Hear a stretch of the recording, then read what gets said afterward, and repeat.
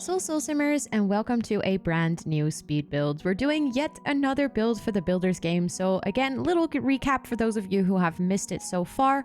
I am part of a competition called the Builders Games, which is a Sims building competition hosted by Simmers for Simmers. The Builders Games this year, or this season, it's actually the 5th season of the Builders Games, is the theme is World Tour. So every week we get a brand new assignment of a place in the world that we need to build something from.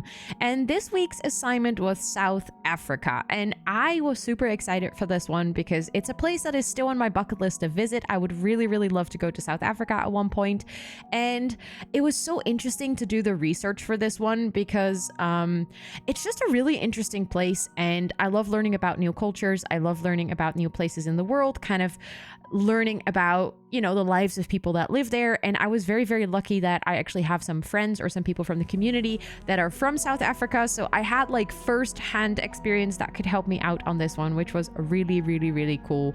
The assignment for this week, so every week we don't just get a location, but we also kind of get like a prompt, something that should give us some extra guidance and stuff. And the prompt for this week was focus on food culture. So in South Africa, there's a big focus on food.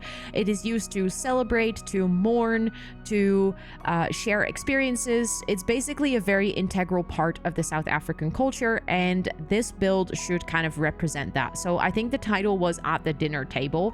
So that was something that I really wanted to incorporate. And also I wanted to make sure to make something that was like architecturally fitting for South Africa, which is very interesting because Cape Town, that was like the main location that they gave us. Cape Town is a very big city, so there's a lot of different architectural styles, but I ended up going for a Cape Dutch house. And you're seeing me fiddling with the roof here because actually Cape Dutch is not an easy style to recreate in The Sims.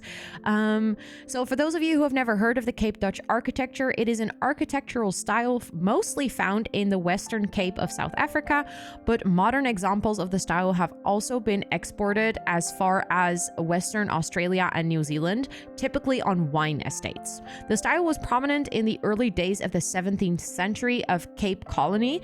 A name derives from the initial settlers of Cape being primarily Dutch, which is one of the reasons that I really wanted to try a Cape Dutch home, because I'm from the Netherlands, so I am Dutch. So there's a lot of like pieces in this architecture that resonate with me because it's a style that I also see in the Netherlands. So that is something that was very interesting to kind of do because I've been wanting to do a Dutch home forever in The Sims, and I've always kind of stayed away from it because it was too difficult. And then funnily enough, for this competition, I decided to still go for it and try and see if I can make it work.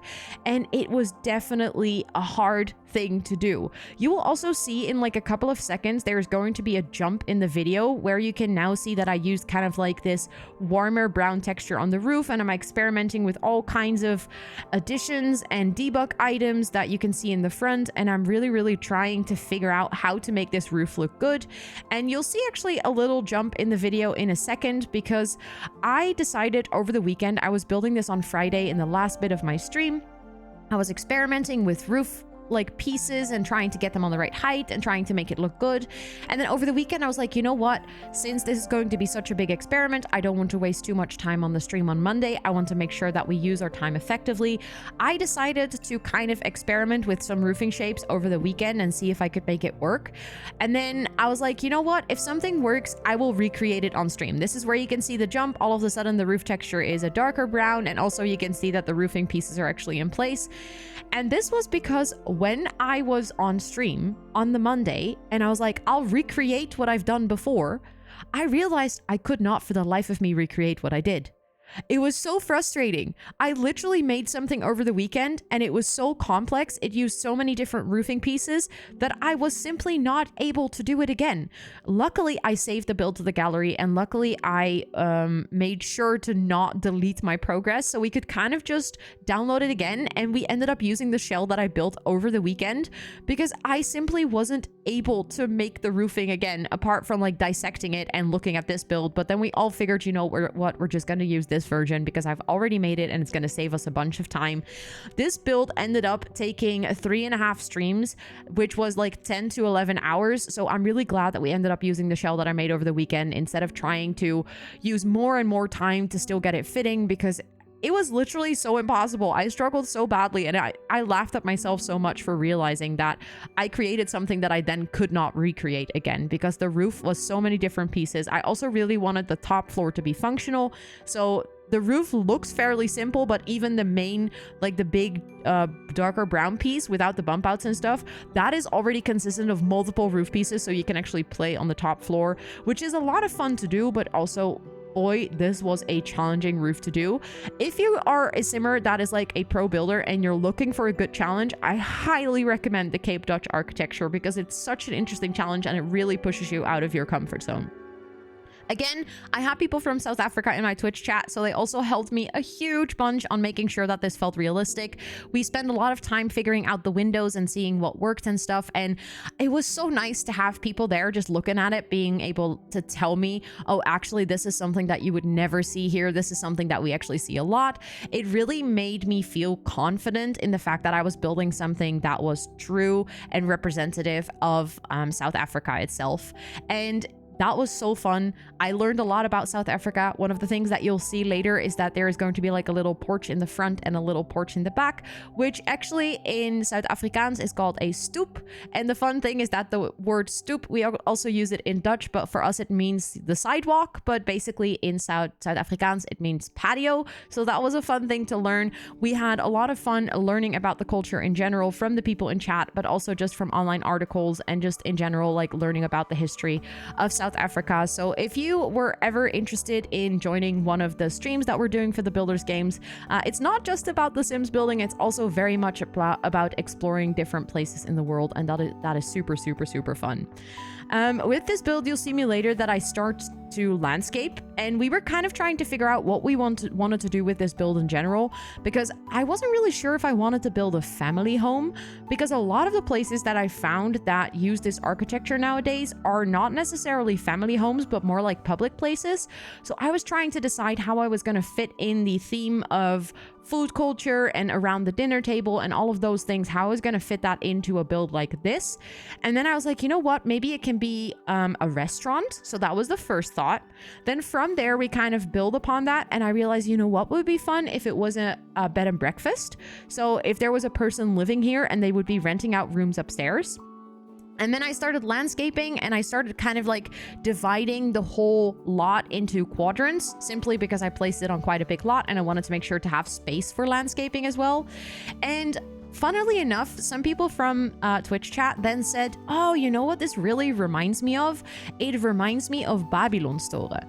And I was like, wait, hold up. I need to look that up. So I actually Googled Babylonstoren, and the little description that they have on their website is Babylonstoren is one of the oldest Cape Dutch farms. It is set at the foot of the Simonsberg in Franshoek Wine Valley. It has fruit and vegetable gardens of beauty and diversity, unique accommodation, fine food and wine, and evokes a sense of well-being. It is the pinnacle of experiencing the South African food and wine culture. I immediately fell in love with this place because literally that description, that was exactly the vibe that I was going for. That was exactly the idea I had of making it into a bed and breakfast. So I kind of just ran with that, and I took a lot of inspiration from Babylonstoren. So I'll make sure to link their website in the description box down below as well, if you're interested to kind of see the IRL example of this build that I used as an inspiration, because it was so fun to do, to kind of figure something out that you wanted to build and then eventually realize that there's actually a place that does exactly what you have in your head, or like the vision that you have for your Sims build. This was such a fun coincidence, and I think it was just meant to be. I simply think that the universe helped me on this build, because as you can see here, I was already struggling enough with the build itself. The floor plan was a nightmare here because of the narrow spaces upstairs, and me really wanting to have a little studio apartment downstairs where the owner of the bed and breakfast could live, and then I wanted to make 2 bedrooms upstairs, which just made it feel like all of the rooms upstairs had a really awkward shape, and I was like, how am I gonna make sure that there's a double bed that fits into this room? So I was really struggling with this build. So the fact that I just kind of got a call from the universe telling me like, hey, you know what, this build is supposed to be Babylonstoren was such a welcome surprise. I will walk you through some of the aspects in the video, or like in the build that I did, but I don't think I will be voicing over the entire build, build, because as you can see, it is quite a long video because we did so much detailing. So again, I'll make sure to just add some cozy music later into the video so you can watch it in the background when you're building in The Sims yourself or something like that. But I do want to mention a couple of things that I did add to this. One is that eventually you'll see me adding in the backyard is called a braai, which is a traditional South African barbecue. We ended up putting that kind of in the focal space of the where we also have the big dinner table. So it is really meant to look like that is the main space for all the food. And that is something that I really liked because that was also the theme of this week. I also tried to add like the quadrants of the vineyard and the quadrant of the kind of like a food garden where they have all of the fruit of fresh produce growing here. I had a rose garden. So all of these things that people from Twitch chat told me that are very, very staple for South African gardens, including a water feature that I really enjoyed making because it's always fun to add like some more landscaping stuff. I always feel like, you know, maybe I want to design gardens IRL after designing a good garden in The Sims, and then I realized I could never do that IRL because it's much harder to do it IRL than in The Sims. But it's always fun to kind of have projects that do not only focus on the build, but also really, really focus on the landscaping around of it. I also tried to keep a lot of the colors warm and natural on the inside because I really felt like that worked well with the build. One of the feedback points that I got, because the judges actually give feedback every single week, is that I should have added a little bit more contrast to the build because now I used a lot of light colors and that indeed did make it feel like it was less contrasted. Funnily enough, one of the other judges said that we should have used all the same wood tones, which I think kind of counters the part of having more contrast, because if you want to use more contrast, you're going to have to use different wood tones and like different colors, because if you try to keep everything natural, you're going to have to end up with like different brown tones. So I think it was funny that like you can see also in the judging style that people have very strong preferences or like very personal preferences in that sense. And also something that made me kind of giggle is that it was a simmer that said we should use all the same wood tones in the game. And it just made me laugh realizing that, you know, in The Sims, it's almost impossible to use the same wood tones everywhere because the Sims team makes it impossible for us to do that because they simply do not give us the same wood tones for everything. It is so frustrating. But yeah, I think it was an interesting thing to see kind of also the feedback that we get every week on how people view your build, because I didn't realize I didn't make a very contrastful interior. I just was like, oh, I'm going to use all these beautiful natural colors, but it's definitely something that I'm going to take away for like future builds. So that is also, it is definitely a learning experience for me as a builder to partake in these games, because I'm really kind of learning to understand how other people view my builds, and that is something really, really, really cool. Also, I actually ended up playing in this build. I finished it over the weekend because unfortunately I didn't have all the time on stream to finish it. And then I was hanging out with my best friend. My best friend is the one who actually got me into The Sims. And funnily enough, we were just hanging out. I was finishing this build and then I was like, I'm so done building. I've done so much building. So what do I want to do for the rest of like our Sims day? And then I just decided, you know what? I kind of want to play in this build because the whole idea is that downstairs there's a studio apartment for the owner. And then upstairs there's 2 rooms that you can rent out. And I was like, with for rent being out now, we can actually do this. Like I could make those 2 rooms like short-term lease rooms, and I can just have people living there and I can actually run it as a bed and breakfast. In the original build, in the decoration, I end up doing a lot of like decoration for plants as if the garden is growing. But if you're actually playing this build, it is also on the gallery. My gallery name is Rosannatxt as well. Then you can actually just delete all of the plants that I placed into the planter boxes, and you can actually use it as planter boxes. You can just play in this build and garden yourself. I ended up adding a wine cellar as well, where you can actually make your own wine if you want to, which I use the horse ranch like nectar making things for. So this is a build where you could potentially live off the land, you can make your own wine, you can rent out the room. So there's like all of these various sources of income, and you can actually run it like a bed and breakfast. And I thought it was really enjoyable to do. I had a lot of fun playing with this. That also means that the build is play tested. Everything actually should work. So that is pretty nice as well, because I don't always play test my builds, but it's nice that this one is actually play tested if you do want to download it. And obviously you can also just turn it into a family home and use the bedrooms upstairs as like kids' rooms or stuff like that. Then let me see, I'm just checking my quick sneak peek list of things that I wrote down that I would really like to tell you about this build. Something that I put a lot of emphasis on is the kitchen, the garden, the vineyard, and the outside dining area, especially the kitchen. I wanted to make sure that it felt like it was a kitchen where people were actually cooking every day. So there's a lot of like fresh produce from the garden on the kitchen table, and there's like a lot of spices. There's a whole like area with shelves where I placed all of the seeds from cottage living, and I kind of sized them down to look like they are little bags of spices. I added basically every single piece of kitchen equipment that comes with this game at this point, just to make sure that if you do want to cook in this kitchen, you actually have everything that you need at your disposal, because I thought that would be super, super, super fun. And very last but not least, and then I'll just leave you with some cozy music to watch the rest of the video, is we actually ended up 4th place with this build. However, the 3rd place had the same amount of points. So technically, again, I feel like it was kind of a shared 3rd place. We had 51 out of 55 again, just the same as we did last week. If you missed the build that I did last week, I actually built the Museum of Arts in Sao Paulo. So I'll make sure to link that at the top in the cards. And also I'll make sure to link it in the description box down below, including the very first challenge that we did, like the warm-up challenge, where I also talk a bit more about the concept of the builders games in general. And if you ever want to watch any of these builds live, if you're like interested in what we're doing and the building process, we do a lot of collaboration with chat and the community.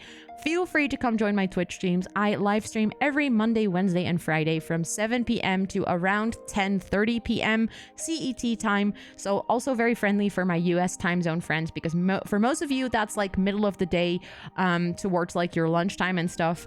And yeah, you're more than welcome to come hang out. I would absolutely love to hear your input. I love to do these builds. I'm very excited for the weeks to come. It means that we're officially on to week 3 with only 20 people of the 30 left in the builders games. As I'm recording this speed build, we're actually working on that. However, when this video comes out, we're already in week 4. So if you don't want to miss any of the builds, please make sure to make it over to my Twitch stream fast, because this competition is going to be over before you know it. And with all of that being said, thank you so much for watching. I hope you enjoy all of these speed builds, and I'll see you on the next one. Bye, everyone.